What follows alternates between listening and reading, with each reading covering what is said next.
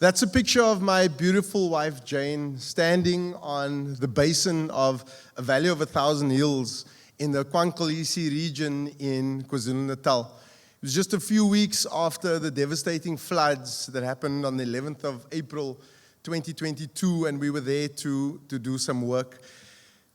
In just 24 hours, 300 millimeters of rain fell. To put that in perspective, that's 1/3 of the average annual rainfall that falls in the Durban region. So it was as if the skies gathered up 4 months' worth of rain clouds and just dumped that on the region. The damage was swift and decisive, with roads and homes and family members being swept away. 443 people were reported dead, and the infrastructure damage was totaled up at 17 billion rand, and that's just what could be counted. The media joined the fray with a sermon about failed service delivery with a side of resilience. The hymns that were sung were that of broken systems, with the chorus of "Look how strong they are." And while that gospel would have been comforting, it will not bring us salvation.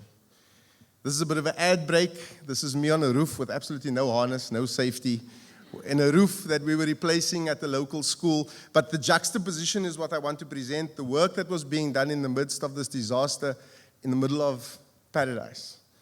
What struck me very profoundly was the pragmatism with which the leadership responded to this crisis. They saw an opportunity to rebuild, to put in place the infrastructure they'd always dreamed of, and to take advantage of the local government that all of a sudden pitched up for accelerated service delivery. That is a moment that I will never forget. This is a quiet moment where I was driving with Jerry, who owned some of the cattle that would roam freely across the valley. And I asked him, "Jerry, when you're looking for your cattle, what do you do?" And he says, "Well, I look for them." And that reminded me of what we need to do when there's a task at hand, to simply do what needs to be done. What I love about South Africans is that we've branded our response to suffering. We say no DNA, just RSA, and it's a fantastic coping mechanism, which it's a double-edged sword. It's a psychological superpower because it fights against paralysis, but it's also a trap which allows us to accept failed systems. I, like most South Africans, smiled while I cried when Rassie spoke about Mapimpi in Chasing the Sun. And he spoke about his big heart, but we all knew which part of his anatomy he was really referring to. Sorry about that reference, Terry. What I love about this photograph is again, just the spirit of South Africans. All three gentlemen in that photograph didn't even bother to roll up their pants because of the inevitability of getting wet. We accept things and we move along. This is coerced resilience. This is beautiful in one sense and very, very sad on the other. What I want to share with you this evening is part of what I think we can do. How do we build from where we are the scaffolding of agency, the scaffolding of choice? And I want to share with you that I think there are 4 elements to them: voice, choice, power, and exit. And when we start with choice, it's the true ability to be able to choose between real options, to be able to decide that you don't want to sit in a taxi with 32 other people. Your other option is no transport.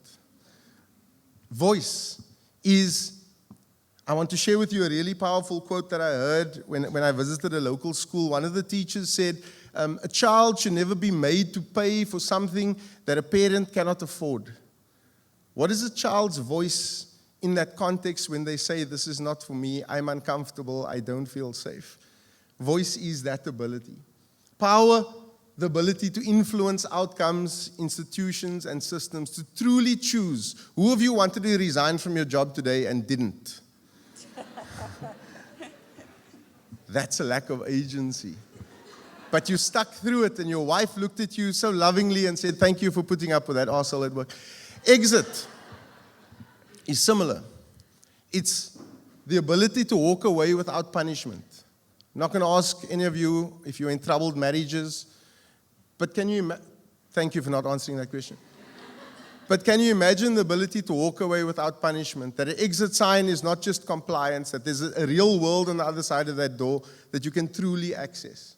And so what I'm asking also this evening is that we do not just engage in this recreational outrage that we sometimes do as South Africans, that we move beyond that. It is not a stand-in for conscience. This is a moment that calls for action.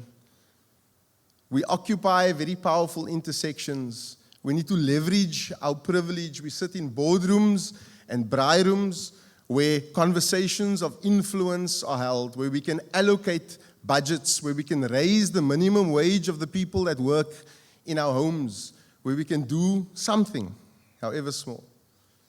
Something I want to share with you, and I want to maybe even leverage some silence here, is just to think about that resilience does not equal freedom. We have a fantastic saying in South Africa, ach, shame. That we need to move on from that that is not the freedom that was envisaged by those who fought and who lost their life for it.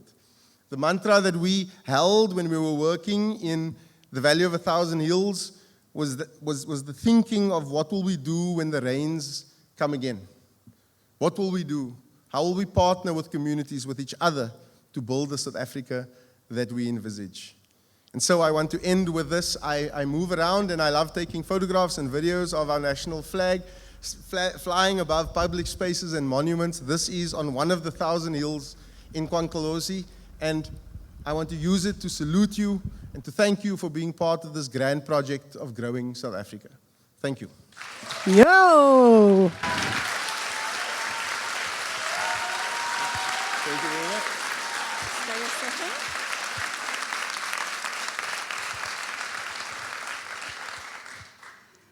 For me, I think one of the powers of PechaKucha is sometimes you get ideas that you've never thought about before, or you've got ideas that you get completely flipped on their head. I think my whole life I've had this saying, I'm South African, I'm resilient, I was proud of it. Now I'm thinking, oh, it's actually BS. We shouldn't be living in a country where we actually have to be resilient. So thank you for sharing that and bring it to our attention. Give it to Craig, lovely.